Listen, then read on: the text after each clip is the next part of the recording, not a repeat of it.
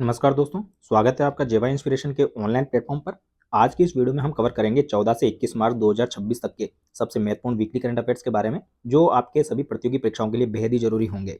इस वीडियो में आपको मिलेंगे एग्जाम ओरिएंटेड एमसीक्यूज, महत्वपूर्ण फैक्ट और उनके आसान एक्सप्लेनेशन, ताकि आप करंट अफेयर्स को जल्दी और सही तरीके से याद रख सकें। तो इस वीडियो को अंत तक जरूर देखें, क्योंकि हर सवाल आपके एग्जाम के लिए बहुत काम का हो सकता है। चलिए शुरू करते हैं इस हफ्ते के महत्वपूर्ण करंट अफेयर्स को। तो आपके सामने पहला क्वेश्चन है, टाइगर ट्रायम्फ 2026 सैन्य अभ्यास जो है वो भारत ने किस देश के साथ आयोजित किया? आपके ऑप्शन है रूस, अमेरिका, फ्रांस और जापान। तो इसका सही जवाब है ऑप्शन बी, अमेरिका। तो ये जो टाइगर ट्रायम्फ जो अभ्यास है ये भारत और अमेरिका के बीच में हुआ, और ये त्रिसेवा सैन्य अभ्यास है, या ना इसमें तीनों देश की तीनों सेनाएं जो है वो भाग लेगी। और ये एक आ, ये त्रिसेवा सैन्य अभ्यास है ही, उसके साथ साथ इन इसका जो उद्देश्य है वो तीनों सेनाओं के बीच में समन्वय और आपसी संचालन क्षमता को बढ़ावा देना है। नेक्स्ट है, हाल ही में हरित हाइड्रोजन मिशन के तहत भारत का लक्ष्य जो है वो किस वर्ष तक प्रमुख उत्पादन केंद्र बनना है? आपके ऑप्शन है 2030, 2032, 2035 और 2047। तो इसका सही जवाब है ऑप्शन ए, 2030।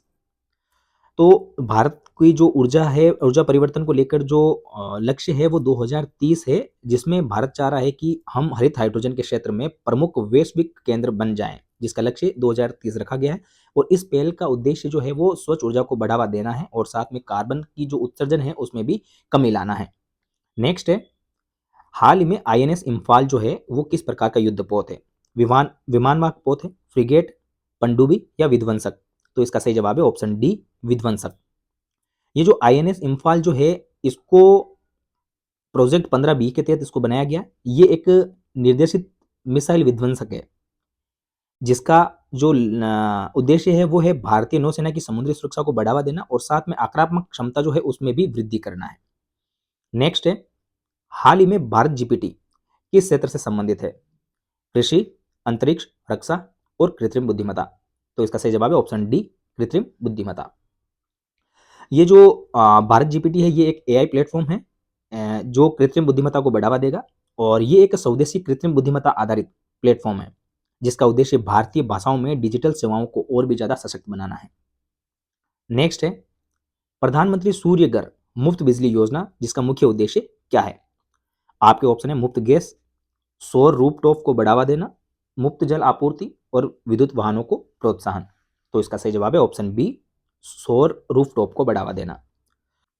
तो ये प्रधानमंत्री सूर्य घर जो योजना है, इसके तहत सौर रूफटॉप को बढ़ावा देना है। ये नवीनीकरण ऊर्जा के क्षेत्र में एक क्रांतिकारी कदम होगा, जिसके तहत घरों की छतों पर सोलर पैनल लगाए जाएंगे, और इससे क्या है कि ऊर्जा में आत्मनिर्भरता और बिजली के व्यय में कमी आएगी। ये एक लक्ष्य रखा गया है कि भाई हम ऊर्जा में आत्मनिर्भर बने और बिजली के व्यय में भी हमें कमी लाएं। नेक्स्ट है, वैश्विक अग्निशक्ति सूचकांक 2026 भारत का स्थान क्या है? दूसरा, तीसरा, चौथा और पांचवा। तो इसका सही जवाब है ऑप्शन सी, चौथा। तो ये जो सूचकांक है, इसके तहत ये मेजरमेंट किया जाता है कि भाई कौन सी सेनाएं शक्तिशाली है। तो इसमें जो भारत है वो चौथी सबसे शक्तिशाली सैन्य शक्ति के रूप में अपना स्थान इसने प्राप्त किया है, और ये जो है ये देश की रक्षा क्षमता और संसाधनों की मजबूती को भी दिखाता है। नेक्स्ट है, ऑपरेशन अजय ये किस प्रकार का अभियान है? स्वास्थ्य मिशन है, निकासी अभियान है, सैन्य अभ्यास है, या फिर अंतरिक्ष मिशन है? तो इसका सही जवाब है ऑप्शन बी, निकासी अभियान है। तो ये जो ऑपरेशन अभय जो है अजय जो है, ये नागरिक सुरक्षा को मद्देनजर रखते हुए चलाया गया है, जिसका प्रमुख उद्देश्य है निकासी करना, या ना मतलब कि देश या विदेश में संकटग्रस्त क्षेत्र में जो भारतीय लोग हैं वो फंसे हुए हैं, उन भारतीय नागरिकों को सुरक्षा पूर्ण निकाला जाए, और आपातकालीन परिस्थितियों में नागरिकों की सुरक्षा को सुनिश्चित किया जाए। नेक्स्ट है, गगनयान मिशन जो है इसका प्रमुख उद्देश्य क्या है? मानव अंतरिक्ष यात्रा, चंद्र अन्वेषण, उपग्रह प्रक्षेपण और मंगल अभियान। तो इसका सही जवाब है ऑप्शन ए, मानव अंतरिक्ष यात्रा। तो ये जो मानव अंतरिक्ष यात्रा है ये गगनयान मिशन गगनयान जो है इसके तहत की जाएगी, और ये एक मानव युक्त मिशन है, याद रहे मानव युक्त। और ये भारत का पहला मानव युक्त अंतरिक्ष मिशन है, जिसके माध्यम से भारतीय अंतरिक्ष यात्रियों को अंतरिक्ष में भेजने की एक योजना है। नेक्स्ट है, एक राष्ट्र एक चुनाव संबंधी उच्च स्तरीय समिति के अध्यक्ष कौन है? नरेंद्र मोदी, रामनाथ कोविंद, अमित शाह और राजनाथ सिंह। तो इसका सही जवाब है ऑप्शन बी, रामनाथ कोविंद। तो ये एक राष्ट्र एक चुनाव जो है ये बेसिकली चुनाव सुधार से संबंधित एक कमेटी है जिसके अध्यक्ष बनाए गए हैं रामनाथ कोविंद को, और इस समिति का जो उद्देश्य है वो एक साथ चुनाव कराने की जो संभावना है उनका विश्लेषण करना है कि भाई हम लोग चुनाव करा सकते हैं या नहीं करा सकते। नेक्स्ट है डिजिटल व्यक्तिगत डेटा संरक्षण अधिनियम किस वर्ष पारित किया गया? आपके ऑप्शन है 2021, 2022, 2023 और 2024। तो इसका सही जवाब है ऑप्शन सी 2023। तो ये जो डिजिटल व्यक्तिगत डेटा संरक्षण बिल है ये डेटा की गोपनीयता को बढ़ावा देगा। ये 2023 में ये बिल लाया गया और इस बिल के माध्यम से नागरिकों के व्यक्तिगत डेटा की सुरक्षा जो है वो सुनिश्चित की जाएगी, और इसके साथ साथ इसके माध्यम से जो है वो डिजिटल प्लेटफॉर्म पर डेटा के उपयोग के जो नियम है वो भी निर्धारित किए जाएंगे। नेक्स्ट है आदित्य L1 मिशन जो है वो किस खगोलीय पिंड के अध्ययन से संबंधित है? चंद्रमा, मंगल, सूर्य और शुक्र। तो इसका सही जवाब है ऑप्शन सी सूर्य। तो ये जो आदित्य L1 मिशन है ये बेसिकली सौर अध्ययन से रिलेटेड एक मिशन है जो भारत का पहला सौर मिशन है जो सूर्य का अध्ययन करेगा और सौर विकिरण और अंतरिक्ष के जो मौसम है अंतरिक्ष का उसको भी समझने में ये सहायक सिद्ध होगा। अब आपके सामने एक क्वेश्चन है जो आप कमेंट बॉक्स में मेरे को उसका आंसर जरूर दें कि जो नासा का जो सोलर अभियान है वो उसका नाम क्या है। तो चलिए नेक्स्ट क्वेश्चन पे आते हैं। नेक्स्ट क्वेश्चन है भारत का प्रथम कृत्रिम बुद्धिमत्ता विश्वविद्यालय जो है वो किस राज्य में स्थापित किया जा रहा है? आपके ऑप्शन है दिल्ली, महाराष्ट्र, कर्नाटक और तेलंगाना। तो इसका सही जवाब है ऑप्शन बी महाराष्ट्र। तो कृत्रिम बुद्धिमत्ता विश्वविद्यालय जो है ये AI शिक्षा से जुड़ा हुआ एक मंच है।